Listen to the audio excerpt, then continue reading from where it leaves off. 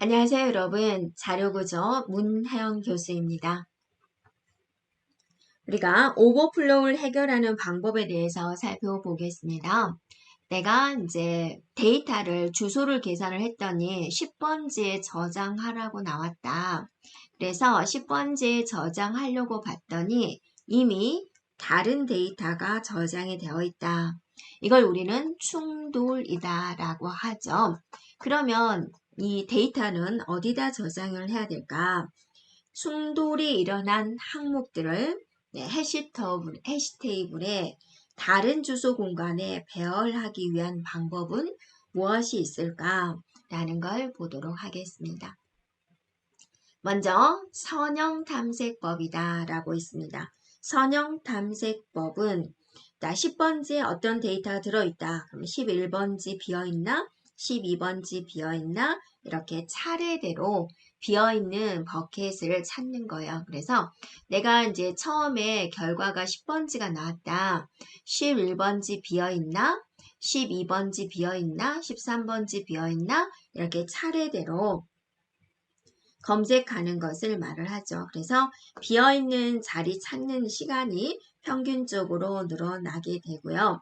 또 특정한 집중 현상에 대해서 집중 현상이다 그러면 해당된 번지수에 계속 저장을 하고 싶은 거예요. 데이터 A라는 데이터를 계산했더니 10번지가 나왔어요. B라는 데이터 계산했더니 또 10번지, C라는 데이터 계산했더니 또 10번지, 이렇게 같은 번지에 데이터가 편중되는 것을 우리는 집중 현상이다 라고 그래요. 그러면 빈 곳을 찾는데 어때요? 걸리는 시간은 더 오래 걸리게 되겠죠. 하여튼 선형 탐색법은 더하기 1, 더하기 2, 더하기 3 이런 식으로 해서 빈 자리를 찾는 방식이다 라고 생각해 주면 되겠고요. 그 다음에 이제 2차 탐색법이 있습니다. 2차 탐색법이다 라고 하면은 이제 빈자리를 찾을 때 더하기 1의 제곱, 더하기 2의 제곱, 더하기 3의 제곱 해가지고 더하기 n의 제곱 방식으로 이제 가는 겁니다. 그러면 얘는 이 번지로부터 다음 번지 비었나, 다음 번지 비었나 이런 식으로 가는 건데 얘는 여기서부터 번지 이만큼 떨어져서 빈 공간을 찾아가는 방식이 되겠죠. 이게 2차 탐색법이 됩니다. 그러면 우리가 한번 문제 풀어보도록 할까요? HK가 K 모두 7이다 그랬어요.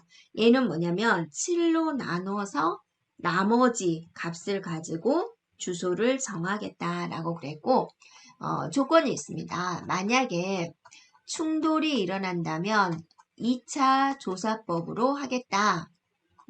2차 조사법으로 하겠습니다. 라는 이제 조건이 있습니다. 그리고 데이터는 9하고 16하고 2하고 6하고 20을 줬어요. 자, 7로 나눴거든요. 7로 나눴으면 나머지가 뭐뭐 나올 수가 있죠? 0, 1, 2, 3, 4, 5, 6이 나올 수가 있죠. 그래서 0이 나온 방, 1이 나온 방을 미리 만들어 놓고 진행을 해 보도록 할게요. 3, 다음에 4, 다음에 5, 6, 0부터 6까지의 값이 나올 수가 있겠죠. 그럼 9부터 해볼까요? 9를 7로 나눠보세요. 7일은 7, 나머지가 2가 나오죠. 그래서 9는 몇 번지에 들어간다? 2번지에 들어간다. 그래서 2번지에 9가 이렇게 들어오게 됩니다. 됐나요? 그 다음에 이제 16을 할까요? 16을 7로 나눕니다. 2, 7에 14, 나머지는 2가 되군요. 그래서 2번지에 딱 찾아갔어요. 그랬더니 얘가 이미 들어있죠. 자, 2차 조사법은 더하기 1의 제곱, 더하기 2의 제곱 이런 방식으로 이제 간다라고 그랬죠.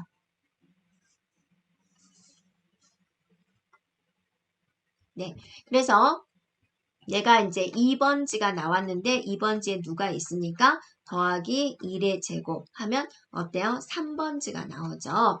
그래서 16은 3번지에 이렇게 들어오게 되겠다라는 거죠.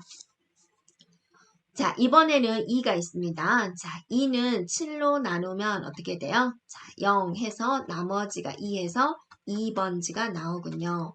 자, 2번지 찾아갔더니 있어요. 그래서 더하기 1의 제곱을 했어요. 그럼 3번지가 나오죠. 3번지도 충돌이 일어나죠. 네, 그러면 더하기 2의 제곱 네, 을 해요. 네, 그러면 원래 2번지였으니까 더하기 4를 하면 어때요? 6번지가 나오군요. 그래서 6번지에는 2가 이렇게 들어가게 됩니다. 자, 6을 가지고 할까? 6. 자, 6 여기다 할까요? 네, 6 나누기 7을 하면은 어때요? 나머지가 6이어서 6번지에 들어가려고 했더니 누군가 있어요. 그러면 더하기 1번지 하면 7이죠. 또 7을 7로 나누면 나머지가 0이죠. 그래서 여기에 들어오게 됩니다. 20에 대해서 하겠습니다. 20을 7로 나누면 자, 2, 7에 14하고 나머지가 6이 나오군요. 그래서 6번지에 찾아갔는데 여기서 충돌이 일어났어요. 그러면 여기서 더하기 1의 제곱을 하는 거죠. 그래서 0번지가 되는 거죠. 그래서 0번지에 찾아갔는데 여기도 어때요? 누가 있어요. 그죠? 네.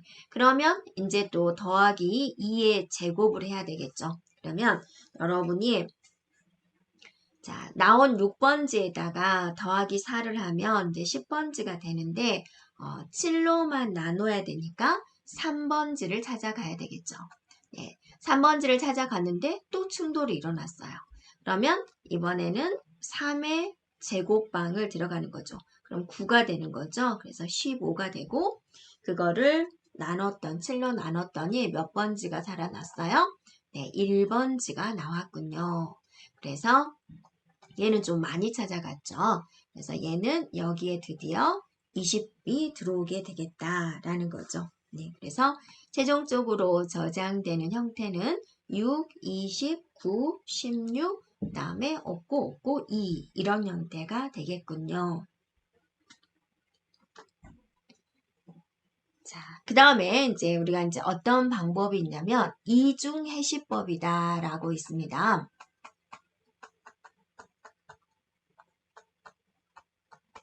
이중해시법이다. 그러면 다른 해시 함수로 값을 해시해가지고 그 값만큼을 현재 주소에 더해가지고 새로운 주소를 얻는 방법이에요. 자, 크기가 7로 저희가 하겠습니다. 크기가 7. 네. 그리고 이제 데이터는 20, 14, 36, 48, 21, 7로 나눠서 나머지 값을 취하겠다가 첫 번째 해시고요. 자, 첫 번째 해시는 K 모드 7로 할 거고 두 번째 해시는 O-K 모드 5로 하겠다.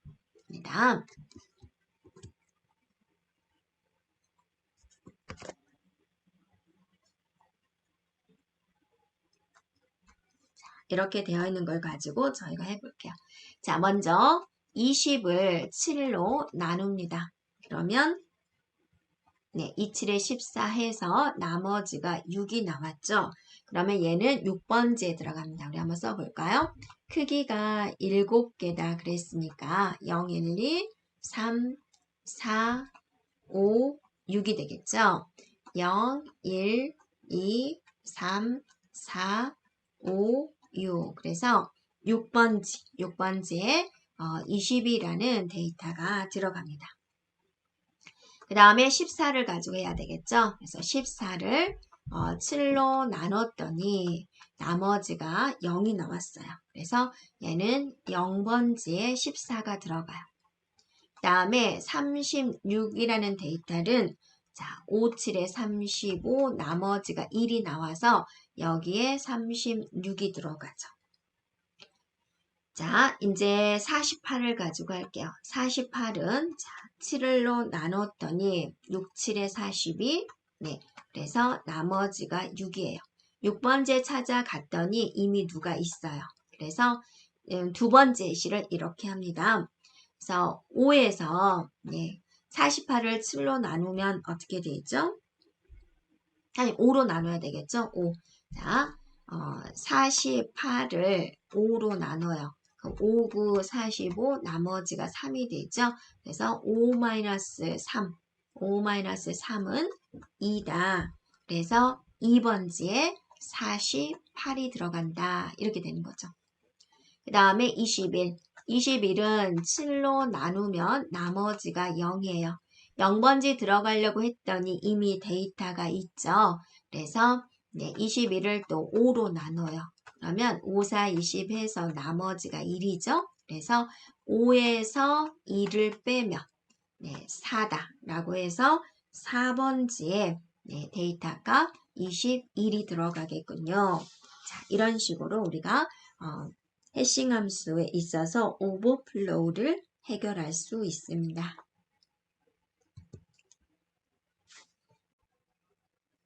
파일 구성에 대해서 살펴보겠습니다. 파일이다. 그러면 많은 데이터를 이제 매체에 저장하는 방법이죠.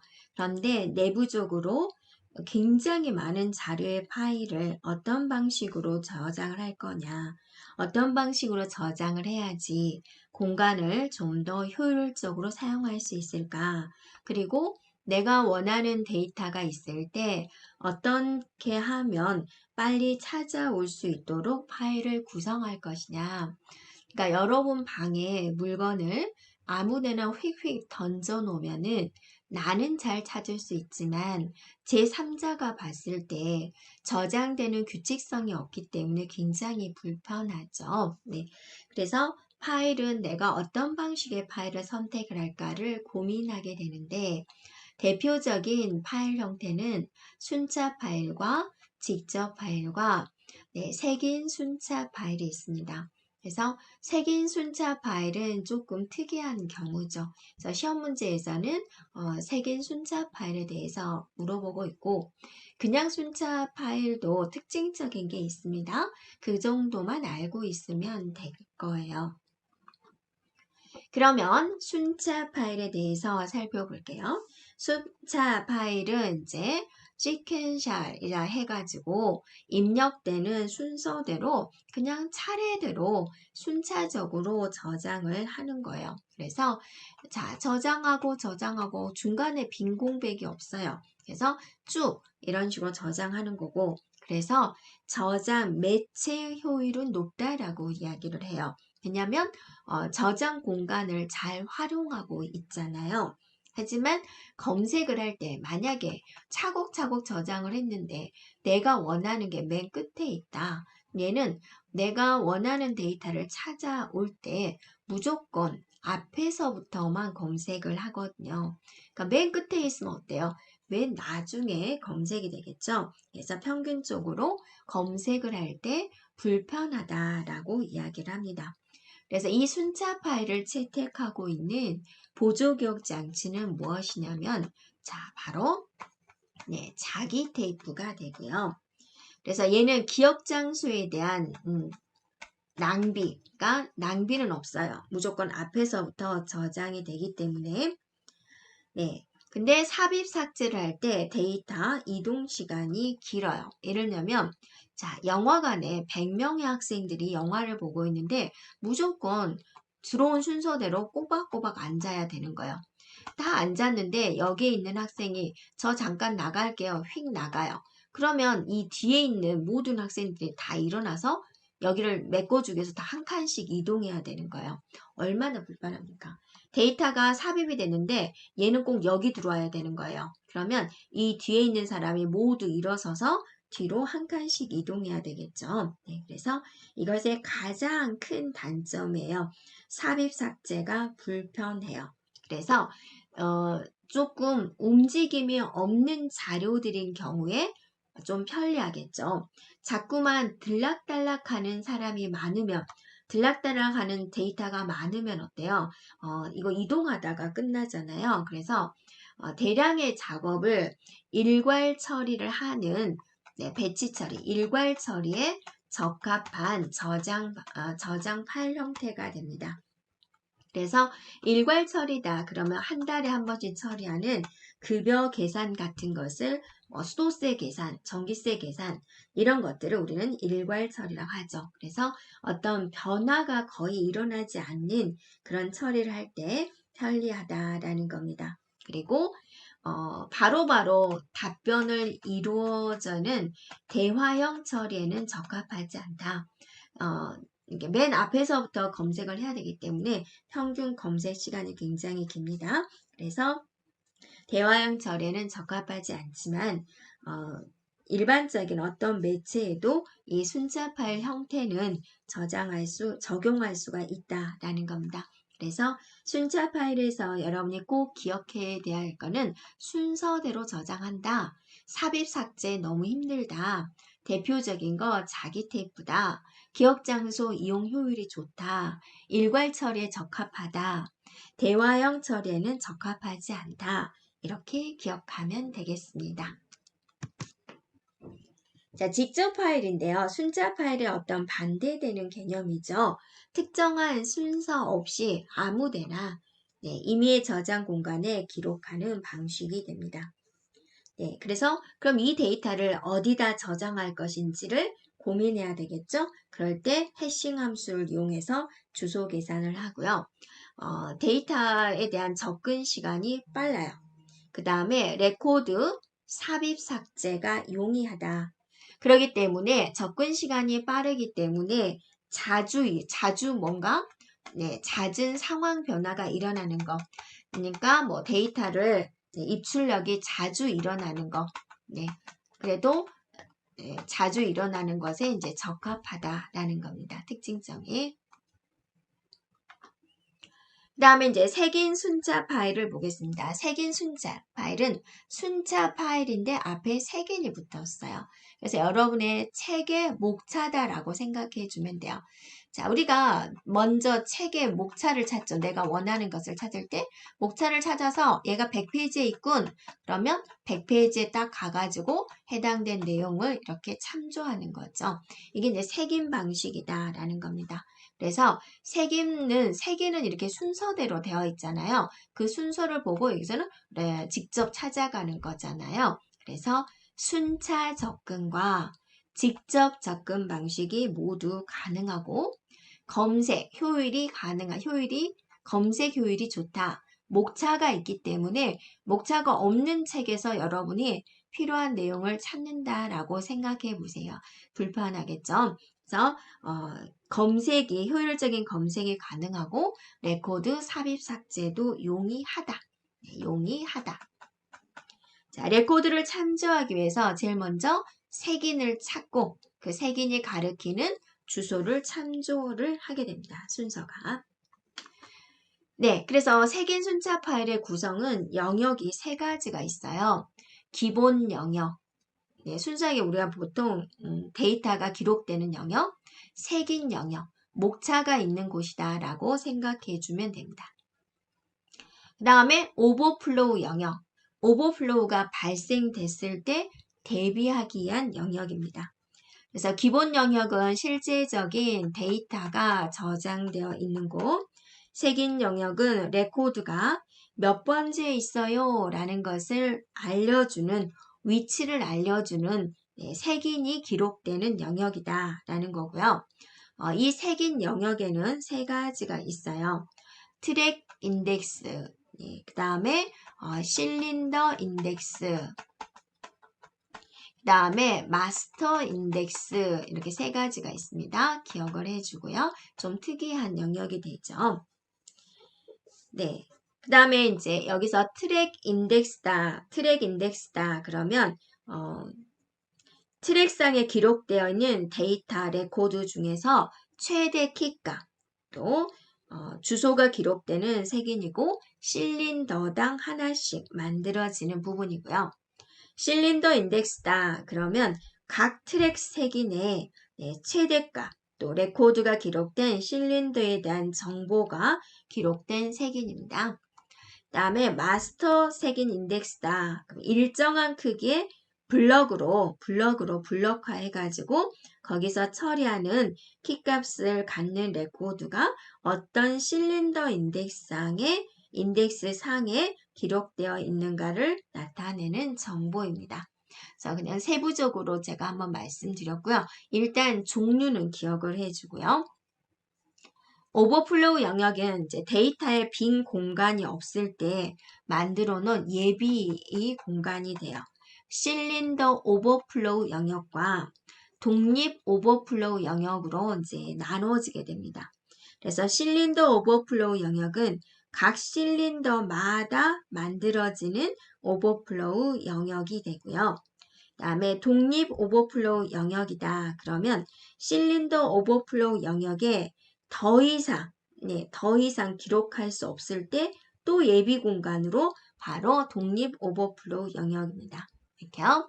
그래서 여러분이 보면은 처음에는 굉장히 좋은 아이디어로 출발을 했지만 컴퓨터를 사용하면서 오버플로우는 그렇게 많이 일어나지 않아요. 어쩌다 한번 일어나는 건데 그거를 위해서 이렇게 공간을 미리 확보를 하니까 실제적인 데이터가 저장될 공간은 더 줄어들겠죠. 그래서 공간에 대한 낭비가 많아요, 지금.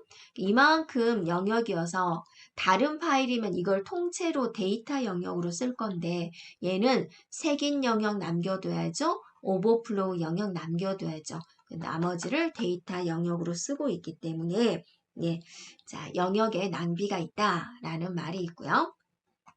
자, 장점 한번 살펴볼게요. 무엇보다도 순차 처리와 랜덤 처리가 가능하다라는 거고, 자, 검색이 용이하다. 인덱스가 있기 때문에 효율적인 검색이 가능하다. 그 다음에 자, 데이터에 대한 삽입, 삭제, 또 특정한 데이터를 수정하는 갱신 이런 것들이 모두 용이하다라는 거죠. 그 다음에 색인 순자 파일의 단점이다. 그러면 이제 기억 공간의 문제입니다. 추가적인 기억 공간이 필요하죠. 데이터 영역 외에 이런 것들에 대한 것이 있기 때문에 추가 기억 공간이 필요하고요. 오버플로우 레코드가 많아지면 파일을 재편성을 해야 된다라는 건데 이거는 뭐냐면 자, 이렇게 생각해 보세요. 내가 기껏 책을 썼어요. 목차, 뭐는 몇 페이지, 뭐는 몇 페이지 썼는데 여기 있는 이제 데이터 해당된 페이지의 값에 막 내용을 추가했어요. 얘가 10페이지 있고 얘가 11페이지 있었어요. A에 대한 내용, B에 대한 내용. 그래서 A는 10페이지, B는 11페이지인데 막 내용을 첨부를 하니까 얘가 어때요? 페이지가 늘어나 버리죠. 그러면 얘가 12페이지가 되는 거잖아요. 그럼 또 여기 인덱스 페이지 번호를 바꿔야 되는 거죠. 이런 식으로 파일을 재편성하는 작업이 들어가야 된다. 그리고 색인을 이용해서 액세스를 하기 때문에 액세스 시간이 랜덤 파일보다는 느리다라는 단점이 있습니다. 자, 여기까지 진행하겠습니다.